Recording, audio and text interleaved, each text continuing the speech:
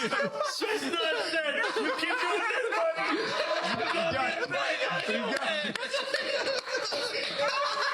Hey, screw that shit on.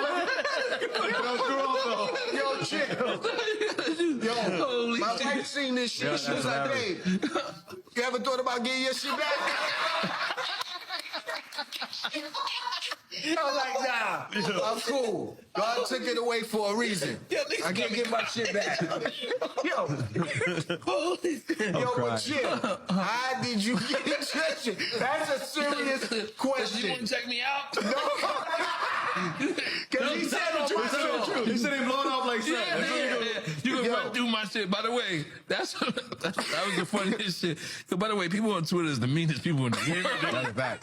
You know how I discovered that footage? Niggas like, you next.